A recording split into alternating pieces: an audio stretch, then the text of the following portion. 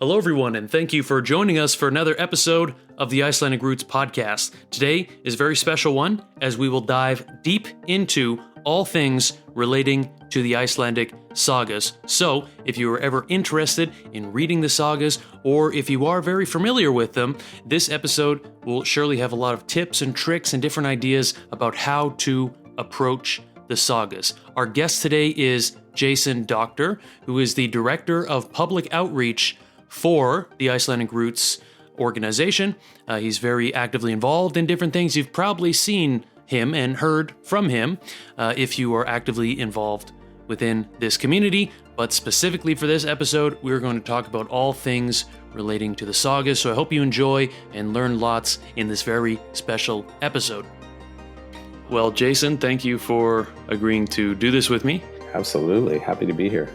Yeah, okay. So maybe we can get started with, you could explain, and I know you've done a podcast episode with the podcast before. It was prior to Owen and I taking the helm for the podcast, you could say. But then you were also on the Icelandic Roots trip last summer, which I was on as well. And so I got to know you through that trip, as well as all the other fantastic members of the community that were there with us. And I've been really interested in how you approach the Icelandic sagas. And of course, spending time in Iceland and getting to know my Icelandic roots there and just trying to immerse myself in the heritage, you can't help but get involved in the sagas. Yeah. But certainly I do remember, I guess, maybe being younger, the Icelandic sagas seemed very distant and out of reach. But I think any sort of, like, this is the same feeling I had when we studied Shakespeare in high school. Right. It just seemed like very outdated, not relevant, hard to grasp, very dry. My perspective has changed over time, but it has been quite the process to be able to open myself up to actually reading and enjoying the sagas. So maybe you can share a bit about how that process has been for you and what has piqued your interest with the Icelandic sagas. Sure. So let me just step back a bit to give like a frame of reference for what they are. So there's about 40 of these Icelandic family sagas, which are stories of families of the first settlers. They were written about 200 to 300 years after the first settlement, between 200 and 300 years. And so it would be the equivalent of maybe me writing about, George Washington or something, or Thomas Jefferson, or any of the founders of the United States. It was a long before me. And they were really written at a time when Iceland was coming under Norwegian control, and there was a fear that being Icelandic, the Icelandic identity would somehow go away and be kind of engulfed by, perhaps a Norwegian identity, or the colonization of Iceland would result in that. So in some respects, it's similar. They were facing kind of similar challenges as we face today, preserving the Icelandic heritage, right? They were saying, oh my gosh, we got to write this stuff down. We got to get this all on paper. Yeah. And what's interesting about the sagas, I think, is that, although they were written in the 1200s, they really embody, like, many of the human relationships and characteristics that we can identify with today. Mm-hmm. There is an overlay of other social issues that were going on at the time, which is interesting and important to understand, I think. But generally, although they had the northern lights and the volcanoes and the glaciers, they really weren't interested in that stuff. It's all about the relationships of the people, which I think makes for sort of like a type of drama that we're all very familiar with when we turn on the television and watch a show on a Saturday or evening or something like that. Uh-huh. So you would ask me, like, my approach to reading them. I think it's a formidable amount of writing. So if you've ever seen the books, the Icelandic sagas published all together, it's almost like a Encyclopedia Britannica. It just sits on your bookshelf from about 3 to 4 feet long of books, and so that seems overwhelming, certainly to anybody. And so I think like the best approach and what I've found useful is that, the stories are really good and really engaging. The writing is very simple, Mm, but because there's so much information in them, it's mm, fine to read listen to a podcast about a story. There's a great podcast called Saga Thing, which mhm, kind of runs through all the different Icelandic sagas, and then go back and read it. mm, Watch a movie about a saga, mhm, read a synopsis, and then you'll have like those anchors in your mind so that you can go back and really focus in on the mhm, story. One other thing I'd say is that the kind of a turnoff to a lot of people is the genealogy. So mm, whenever you start a saga, it starts with a really long genealogy of mhm, who this person's great great grandparents were, where they came from in Norway, how they got, mhm, how who were their kids, and it goes on, and you have to mm, wade through that to get to the actual story. mhm, And sometimes it's relevant to the story, but one thing that's useful is to draw a little tree. Just have a mm. piece of paper and a pencil next to you and draw a little tree as you read so you can just refer back to that when you need to. Yeah, interesting. I find that very fascinating, that first bit that you were saying, sort of contrasting it to as though if you were writing about maybe the founding fathers of the Yeah. United States, and that sort of contrast to United States history. I think that's kind of a useful frame to have, and that the Icelandic people, like you said, were dealing with some of those same issues that are dealt with really with any culture or the sort of threat. I don't know if they would they Mhm. have viewed it as a real threat from Norway coming over and ruling them. Oh, I I suppose. definitely think so. Hmm. Nancy Marie Brown has a great book called Song of the Viking, and it talks about that period of time when Snorri Sturluson and Gudmundur the Good were kind of creating issues around the relationship with Norway so that it became favorable for Norway to colonize Iceland and eventually Hmm. Denmark when Norway came under control of Denmark. But if you read that her book and other writings about that time, you see that people were extremely upset about this. No one was really happy about it. Yeah, so it Hmm. was a big deal. Yeah, and in that sense, maybe literature in this way was just one of the tools that they had that they maybe thought could at least maintain their sense of community that they had, or maybe Yeah. even I don't know, maybe even do more for their cause. So these are very like good perspectives that you're describing around the sagas and then the whole general history. And so you mentioned Nancy Marie Brown's books as sort of historical reference points to provide Hmm. more context. But how have you really been able to develop this understanding? Has it just been like through the process of reading the sagas, reading other historical pieces, going to Iceland as well? Has these just giving you different reference points in your brain to sort of Yeah, conceptualize no, this? yeah, that's a good question. So, the other key factor I think is that one distinct difference between the settlement period and how we live now is that we are a nation of laws and we can enforce those laws Mm, with law enforcement, police, sheriff, etc. hmm. Back then they were a nation of laws, but they were sort of responsible for their own enforcement of Mm, those laws through basically a revenge culture, hmm. and having to sort of abide by certain rules around what you did if someone wronged you or harmed someone in your family. And there were legal procedures you had to follow, but also there were basically revenge expectations for what you were Mm, supposed to do. And there were also really strong gender roles. So men were kind of hyper masculinized and women not so.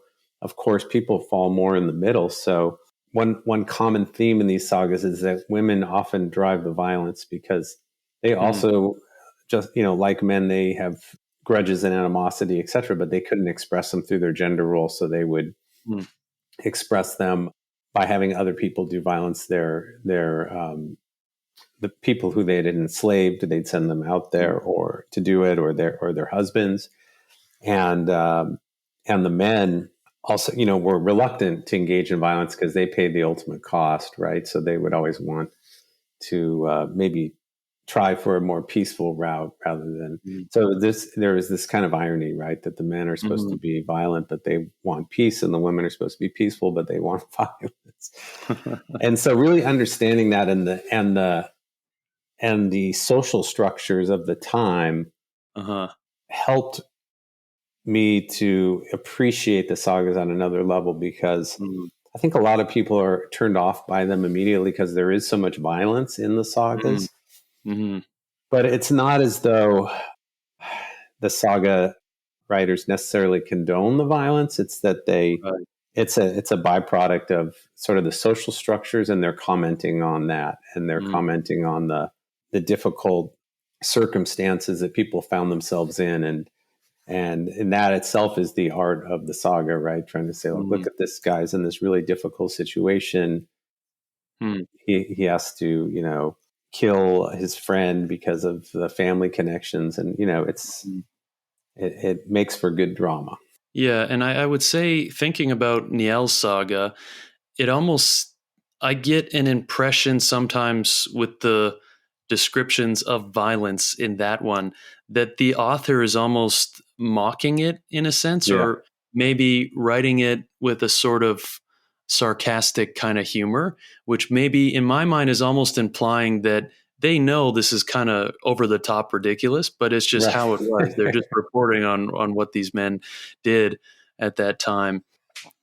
Absolutely. Do you have any thoughts on Njal's saga? Some say it's the greatest of all the Icelandic sagas, and apparently one of the longest. This is one of the sagas that I approached first, and this was personally because I had a physical connection to it. When I was on the Snorri program, I stayed with relatives that lived at Bergþórsfolk, so literally the farm site where Njal's house was burnt down. And so I learned all about that while I was staying in this location. And then they gave me a copy of Njal's saga. So this was, I was kind of driven to reading it because of my circumstances, and then being gifted it and having some more context around it. But I don't know if I would have felt comfortable approaching it as one of my first sagas right off the bat, because you do ask people and they say it's kind of complex. There's these different psychological narratives and lots to keep track of. I agree. I mean, I think it's fantastic that you had that motivation and that you were staying on that farm, and you could tie it to the physical place. And I think that's one thing that also is difficult, is that for many of us who don't live in Iceland, or even those who live in Reykjavik, you're not walking around the hillsides of the location and know all of the historical landmarks that our saga is referring to. By the way, Professor Emily Lethbridge at the University of Iceland has a wonderful website called Saga Places, I think, or sagamap.is. And if you're reading a saga, you can go to that map and you can look at the actual locations, geocoded places. But back to your question, I think, Njal's saga is very difficult as a first saga. And might be overwhelming. I typically recommend people read Raffenkilt Saga, which is only 24 pages long and has a lot of the characteristics of Icelandic sagas that kind of prime you for understanding what they're about. But I think, there's no question that Njal Saga is probably one of the best sagas ever written in terms of its quality and literary quality, and also understanding, and it really does focus on the revenge culture and the gender roles quite a bit. That's sort of like the main component of it. And I think a third thing it focuses on is this belief, this pre-Christian belief that sort of carried over into the saga writing, which was this idea of fatalism, that everything is sort of preordained.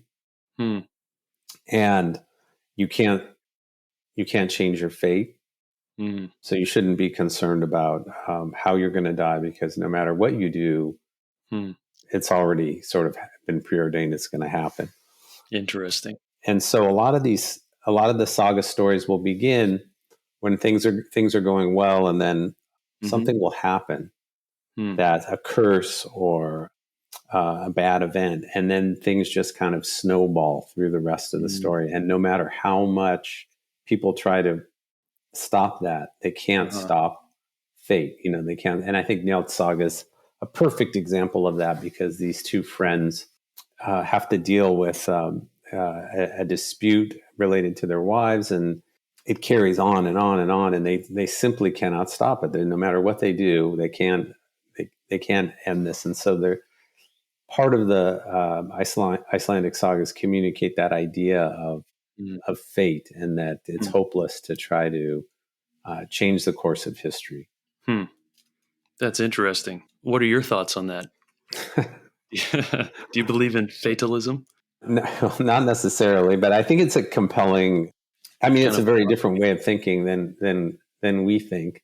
One example that comes to mind is in the Saga of the People of Vopnafjörður, where Brodhelgi asks his stepmother who's like a seastress who kind of sees into the future about how he's going to die, or she had a dream and she's communicating that to him. And this happens in several of the sagas, where you learn about how you're going to die. And he wasn't even upset about it. He was just like, because he just knew, because of fatalism, whereas you or I would be like, what? That's going to happen. That's the way it's going to be. Or maybe try to prevent it. We definitely feel like we have more agency, I think, than they did. Yeah, I think it would have been easy to fall into that, though, back in those days, and just the lack of understanding about the world compared to what we have in the modern age. And I wonder how much, too, of this was just the authors as they were writing these stories out, and maybe having this realization like, wow, this is kind of crazy. It's as though this was fate, right? And it's like, no matter what you could do could change that. But maybe that's just the perspective of as the authors wrote this down. Because I don't know. At that point to today, most people can like keep a journal, and we go to school and we all do writing exercises. But back then, it's not like everyone was actually writing out stories and putting pen to paper. So I wonder if that was just a realization of these early days of really writing out stories and narratives, that the authors were really kind of having this thought of like, wow, it's as though we're all living in this story and our fate is predetermined and it's all written out on paper. Oh, that's interesting. I've never thought about that. That's certainly could play some role. I think also the pre-Christian religion, the sort of pagan religion, promoted this idea of fate, and that the world was fated and the gods were going to die, and the tree Yggdrasil was sort of branching out with people's lives on the branches, and the serpent was eating at it when bad things would happen, and that everything was sort of predetermined. And so I think that also, it's just a long, and that also relates to the interest in genealogy, to understand where you are on the tree and where you came from. These things are all connected. And so I think it ties back to sort of, in some respects, to pre-Christian belief. Yeah, interesting. And I'm also thinking now too, because of course, I think with Njal's saga, it was written in like maybe the late 1200s, but then set in a period like not too long after the actual settlement of Iceland. So maybe like 900 to year 1000, around somewhere in that frame. And then you mentioned too, again, going back to, the first people in the United States. And for like, let's say a 300-year period, like if you go back, I think it was something like the first 5 presidents of the United States had British accents. Yeah. Right. And so that's just one example of how much things have changed over that time period, is literally the voices of Americans have changed, but then also all the other aspects. And I think, of course, today it's time just goes by so quickly and things change like within decades, not only in centuries. But I do wonder do you think we underestimate how much change took place back then? And from year 1000 to year 1300, were they still that similar, or maybe there was more changes that had taken place in the culture and the way they thought about the world? Yeah, And we, I think that it had changed. Well, the island was completely settled, and I think by the time the sagas were being written, the Viking Age was over, and so Mhm. there weren't people raiding and going out on raids, and Mm. there wasn't this kind of expansion that had been experienced from Norway out to the Western Islands and Ireland and Mhm. Scotland and the Hebrides. And, to some extent, some of the sagas comment on this a little bit. I think like Grettir's saga is Mhm. one in particular that is about kind of a difficult guy, Grettir as Munderson, who's kind of better suited for the Viking Age, better suited for a period of time where he could just handle himself. Mm. He's very strong, and he Mhm. had a temper, and he was having difficulty sort of adapting to Interesting. life in the sort of almost the saga period where Mhm. things had settled down. Mhm. And so that saga is in part a comment on that. Mhm. Kind of like, uh, you hear people sometimes say, "Oh gosh, I wish I was a pirate. I'd really love to live back in Sure. those times." And Uh-huh. he, I think Jimmy Buffett comments on that in one of his songs. But I think he kind of wishes he had lived in Viking times, and Mhm. the sagas address that issue, and a couple hundred years after the Viking Age. So. Hmm. Yeah, fascinating. Okay, I would like to actually backtrack a little bit again in your experience with the sagas, and then maybe we can get into a few more of the sagas specifically and ones that you are currently reading and working on summarizing and writing about in the Icelandic Roots membership group, which we can get into that in a moment as well. But I remember you mentioning once when you were first or getting into the sagas and like what first sparked your interest. Were you quite young when maybe you heard of the sagas, and what was that process like when you first started to think about reading them? Well, I think there was always an interest in my family about our heritage, and we had books around about, Norse mythology and the sagas and Haldor Hmm. Laxness. And I think I got interested then originally. I didn't really dive in till much later, but I had sort of, perused the sagas or some of them earlier Hmm. as a kid. And I don't know. I think there's something about a historical narrative that is dramatic that I think makes it entertaining and inspiring, and makes you want to read it. And then there's also this mystery of what is fiction and what is reality, because the sagas write about real people and also real events, but it's clearly also fiction and how it's all put together. Hmm. And so you kind of, when you read them, you're kind of like, well, I wonder how much of that is true, how much of that actually happened. And Yeah. as you dig deeper, you can sort of discern what might be real and what might not. Yeah, fascinating. And so, yes, it is that you write about the sagas and you kind of break them down in I guess like summary chapters, and maybe you can explain your Yeah. thought process behind this. And you're Right. So, currently. Mm. yeah. So Bryndis, who's involved with Icelandic Roots, is Mhm. when I first started doing this, she said, "Jason, I want to help you with this because this is a big deal." And it Mm. used to be when I was a little girl. So Bryndis just turned 90, and she grew up in a turf house at Mhm. least part of the time. She said people would talk about the sagas around the dinner table, and it was like a part of their daily life, and that's really changed. And so as I was getting going, it's kind of like learning how to ride a bike without training wheels. She would, send me direct messages like, "Oh, well, consider this or consider that." And then at some point she's like, "Okay, you get it. You're doing a good job. You Mhm. keep going."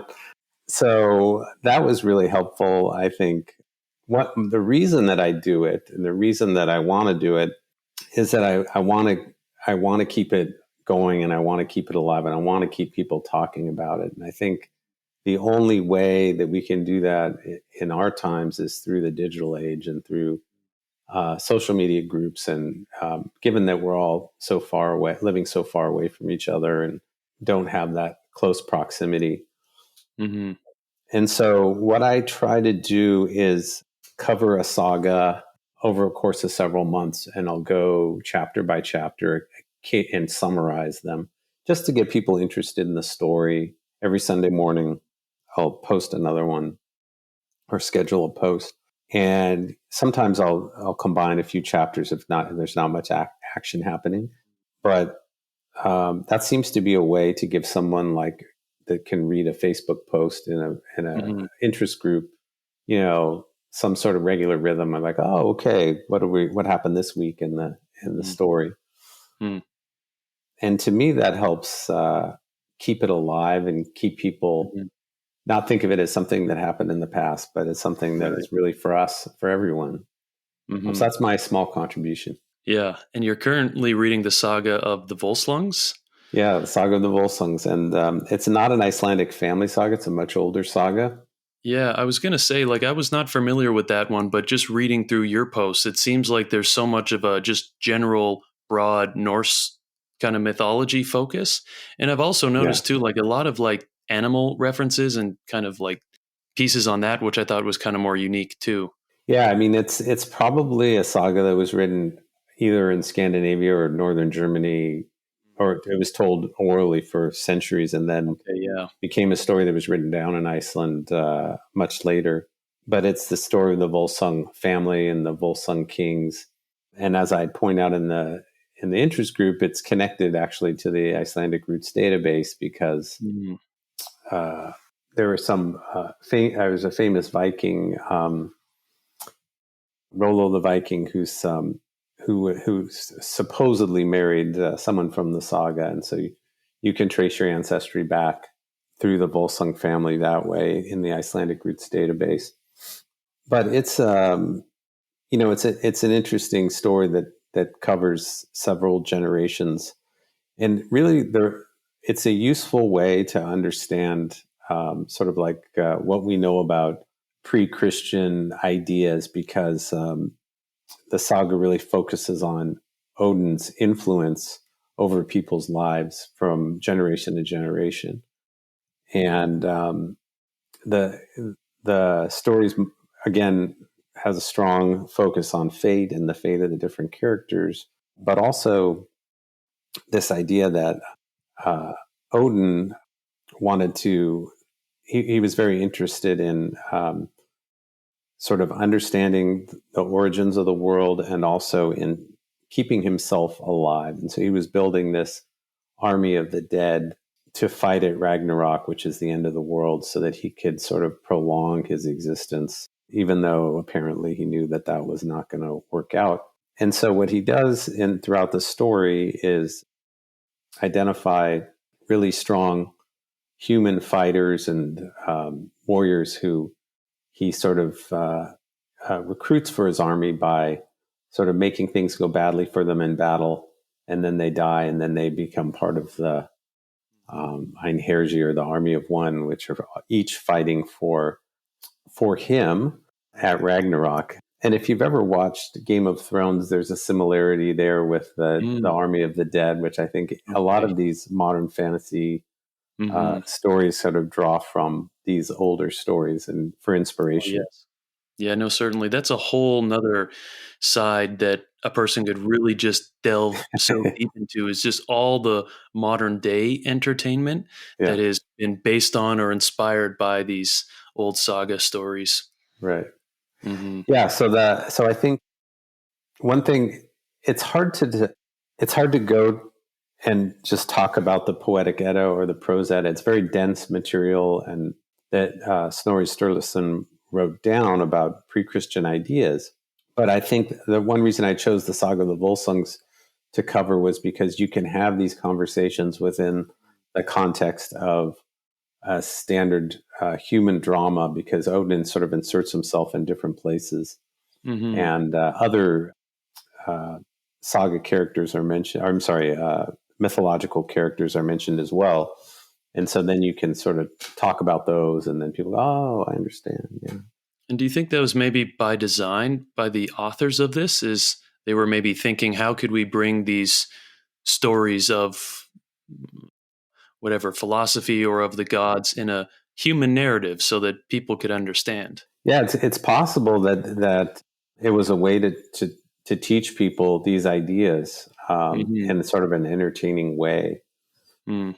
I'm not sure exactly if that's the case or if it was so they were so ensconced in it at the time that it was Hmm. just a natural way of thinking for them. Mm. Right. But that's definitely a possibility. Hmm. Now, when you're reading these, what is that process like? Do you wake up in the morning, have your coffee, read a chapter? Are you taking notes, and then you put that into this kind of summary post? What's that process like? Yeah, usually I'm like, oh no, I got to do this, and I grab the book in the morning. And no, I try to do it at least a day before, if not a few days before, and schedule a post on it, reflect on it a little bit, what's happening in the story. One thing that Brindy's told me is that there's the story, there's what happens in the story, and then there's what the meaning or the relationships of the people and what it is that is sort of the meta level of the story. And so, to the extent I can, I try to incorporate those broader themes into each week. Sometimes it gets a little repetitive because it's the same Mm. theme, but I try to incorporate those ideas. What do I do? I take notes. I do take notes, like I mentioned, for the genealogies, and in some of the sagas that I've covered, I I will focus the first few posts on the genealogies, and I'll make trees out of it so that people can see how characters are related and what part of Norway they came from, and who were their great grandparents, and how that sort of filters down to the people in the story, and sometimes that's important to understand the kinship structures that then guide the narrative. So I'll definitely take notes there. Other than that, I usually, well, I mean, sometimes I'll consult other sources, like either articles, academic articles, or podcasts. Depending on the saga and how difficult it is, to kind of get an idea of what other people are thinking about or talking about when they talk about the story, and that usually helps present some ideas. Hmm. Yeah. Do you ever? Well, I suppose audiobooks would be another option. Listening to these sagas as audiobooks, if they're available. Absolutely. And I Mhm. think that's perfectly fine. I think we have this misunderstanding that we have to read that, this kind of feeling. Maybe it comes from elementary school that if we're not reading the book, then we should be ashamed. But there's a lot of ways to learn a story. And in fact, traditionally these stories were told orally. And even up until recently, people would talk about the stories. They would also read them, but they would talk about them and Yes, as communicate them Brindy would orally. say. And so I think Right. audiobooks are a perfectly fine way to learn about a story, and as are podcasts or other media, and then go back and read it. And I can guarantee you'll get more enjoyment out of it than if you just read it straight. Well, and as you mentioned, if these stories started out through oral tradition, then it's almost like going back to the original version if you're listening to it on an audiobook. Yeah, And that also absolutely. makes me think of the audio guided museums, of which I know of at least three in Iceland. They have the Saga Right. Museum in Reykjavik, which I hadn't been to, but Yeah. on the Icelandic Roots trip, we did go to the Leif Erikson Center in Búðardalur, and that one goes through the Vinland sagas, which is the Right. Eric the Red saga, and then the saga of the Greenlanders, and kind of Yeah. combines those. And then the settlement center in Borgarnes, which is the Book of Settlement, I believe, and then Egil's Yep. saga. And Yep. those I think are really great too for, kind of first time. And then it's also not only audio guided, but you go through the displays and Yeah, see I a lot just of love the settlement center was just so fantastic, and the artwork, that wooden artwork that sort of hypnotizes you if you're as you're listening to the stories of hmm. Eik Grimson and the Book of Settlements, and sort of understanding. I thought that was just fantastic. Yeah. And do you have any comments on Egil's saga? I think it's a complicated and interesting saga. We don't understand this concept of the berserker. What is a berserker? We seem to think that it's a person who maybe took some type of drug and then became in this kind of rage state and would go to battle. But Egil Grimsson is supposedly a berserker. So we learn, and in some sagas, the berserkers are depicted as sort of bad guys that come to like bully and harm people. And then usually the hero of the story, saves the regular folk from them. But in that saga, he's the main character and he's depicted as a berserker. And he does go into these rages. And his family, his wife, sort of confronts him about that. And so that's kind of interesting. I mean, that is an amazing, amazing saga. It really is one of the first. So part of that saga is the story of him losing his sons. And he writes this epic poem called Sonatoric, which is the loss of my sons. And what's really remarkable about that is that it was the first evidence of literature from the psychological perspective, that he's talking about his own internal feelings and thoughts. A lot of the sagas focus on the behaviors of what people do, like she went here, she did this, or if they appear angry, it's through their behavior. But or happy or whatever. But this really was a reflection and an introspection on his part about how he was going to continue life after the death of his sons. And it's a beautiful poem, and the saga itself is fantastic. So it's definitely in the top 3 for ones that you should read. And yeah. Yeah, and again, with a wonderful museum exhibit, if anyone can visit it in Borgarnes, which is not too far from Reykjavik. So I think that's within the realm of possibilities if you are in Iceland. And now I don't want to take up too much more of your time if you have to leave here shortly. But the next 2 sagas that I at least would like to delve into myself, and I'm not sure if you've covered either of these in the members group or if you've read them yourself, but it's the so-called Vinland sagas, right? So the saga of Eric the Red and then the saga of the Greenlanders. So do you have any experience with those ones? So I have read those sagas, and I wrote a post for Icelandic Roots about the Vinland sagas. They're different. Of course, they're very interesting from a historical standpoint because, they cover supposedly the Europeans finding America long before Columbus. And now there's evidence that it's actually true that, they found a site at Lonesome Meadows in Newfoundland.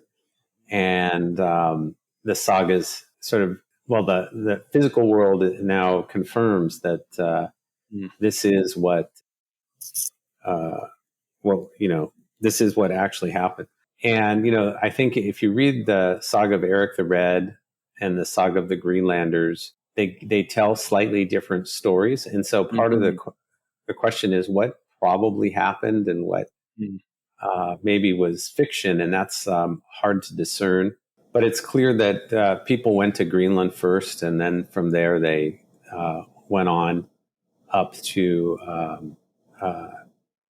Labrador and, probably Baffin Island. So if you're on the west coast of Greenland at the settlement site there at Brattahlíð, it's in the south, and the whole east coast of Greenland is just ice sheets. You can't really settle it, but the western coast is protected, and it's clear that with the way the currents flow, they probably hug the coast of Greenland on the west side, going north from their settlement, and then cut across real quickly, kind of like crossing a street really fast where there's cars coming, and were then at Baffin Island, and then came down along the coast through Labrador, and then down into the area of Newfoundland, and probably even the Vinland, is thought to be somewhere around Nova Scotia, and it could even be farther south, as far away as Massachusetts, if they would have hugged the northeastern coast even further. Yeah. But yeah, that's a fascinating story, and we don't really know. There's some consistencies between the two story and some unique events, but if you read both of those stories, it's clear there's likely this guy Bjarni Haraldsson, who was the first person to kind of see North America, and because he's the one who came back and talked about it, and that it was Leif Erikson who was probably the first European to set foot, or he and his group, on North American soil. And then he was the son of Eric the Red, and then another one of his sons, Thorvald, led his own expedition, but it was kind of a failed expedition, as did Thorstein. And then there are two other really important people in those sagas, and that's Thorfinn Karlsefni and Gudrýður, who were married and led the first voyage to settle in Vinland.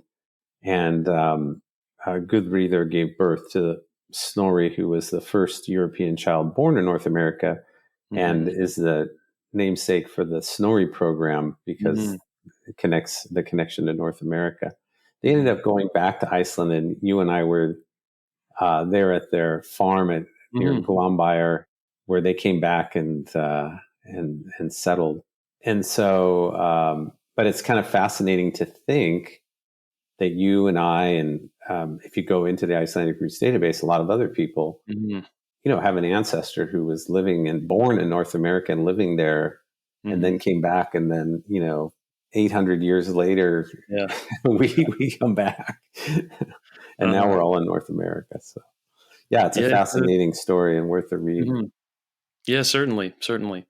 And that's a good sort of summary. And I understand that like general story, but I feel like for me, there's something more to kind of learn. And there are still mysteries. There's still archaeological gaps and where exactly these explorers were going at that time. But in terms of the feasibility of it, it makes sense. And like you said, there is more archaeological evidence that proves this now. But just imagine discovering Iceland in the first place and sailing through the North Atlantic and just happening upon this relatively small island, and then going from there to Greenland and North America. Of course, that seems within the realm of what they could do. But then I guess the big mysteries are, why didn't they stay in North America? And then why did eventually the Norse settlements in Greenland collapse? So interesting things to ponder. And once again, the Leif Erikson Center in Búðardalur is another great place in Iceland, which goes over both of those sagas and that story within their museum setting. Jason, is there any other things you would like to talk about before we wrap up? And I will also ask as well, beyond your different posts that you do weekly in the Icelandic membership group, do you take those and put them together then in an article for Icelandic Roots? Do you capture those summaries of the sagas somewhere else? I do. Usually after we finish the saga, then I'll write a blog post about it. So I've got several based on the sagas we've covered so far. I started doing these with sagas from East Iceland, because that's where a lot of North American Western Icelanders came from. And those are kind of lesser known sagas. So I thought, well, this will be fun. We'll start with these ones that people haven't really heard of. Everyone's written about Grettir Saga or Gisli Saga. And so we did that, and then we've been moving on to other sagas and more popular sagas. And usually we write a blog post that kind of summarizes or tells something about the story. And those are available on our website. Yeah, very cool. So everyone can access those on the articles or blog section of the website. But then if you want them, those weekly posts, and then you can comment as well and engage more and ask you directly questions about them within the Facebook membership group. So that's for anybody who has an Icelandic Roots membership. You can join that Facebook group. And then also, if you don't have a membership, you can, get a membership and then have access to that group and all the other fantastic things. Yeah. And I think, and the blogs are for the public also. So those are just free on the website. Yeah, and I And find some of often, the, oh, go ahead. okay, yeah, I was just going to say, I find often like I'm researching different things about Icelandic history, and Icelandic Roots, our blogs or different posts come up as like the only result for Right. different niche things of Icelandic history. So there really is so much captured there for people that are interested or studying or learning these things.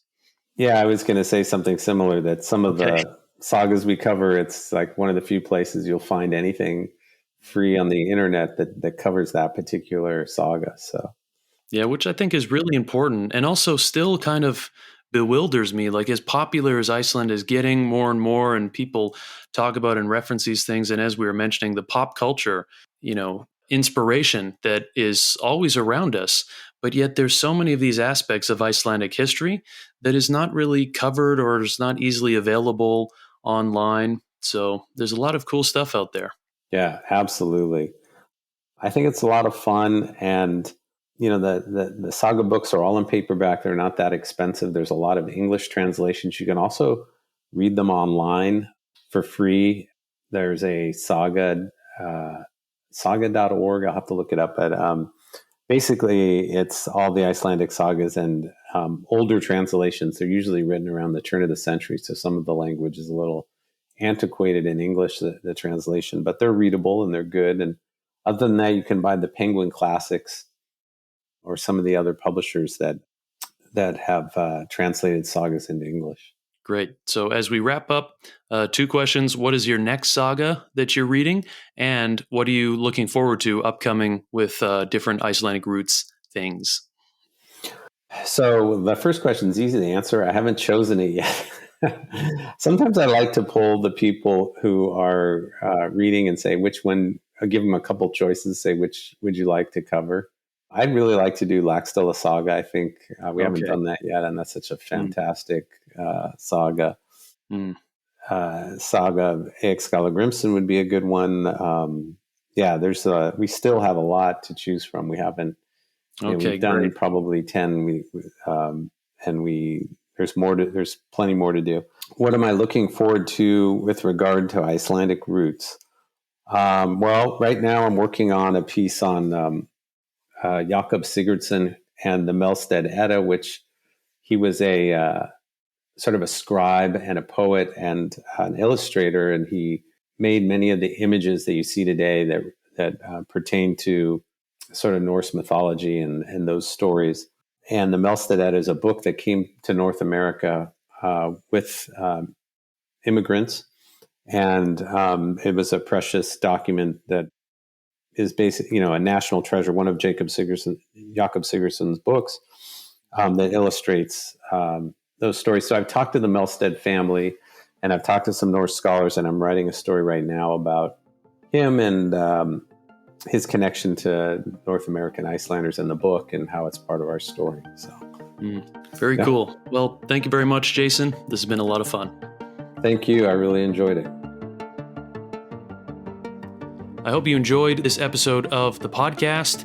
And if you are interested in joining the aforementioned private Facebook members group, first and foremost, you need to be a member of Icelandic Roots. And if you are, come and join that Facebook group. It's a wonderful page where you can ask questions if you're wondering about anything as it relates to the database and your family genealogy, or all of the other fun things that we discuss in there, such as the sagas that Jason reviews and writes about within the members only Facebook group. Now, if you're not a member of Icelandic Roots, and if you have Icelandic ancestry, you can join and access all of your family genealogy and all the other dynamics of genealogy. You can see who's related to who and all that sort of fun stuff, as well as lots of historical information, maybe about your family or other Icelandic relatives that you have. Now, if you're not of Icelandic ancestry, you can still join with the basic membership and get access to all of the private members events, the Facebook page, the book club, and all those sorts of things. So I would really highly advise you, if you're interested, to check it out. Just visit the Icelandic Roots website. So thank you all for listening, and stay tuned for more fantastic episodes in store.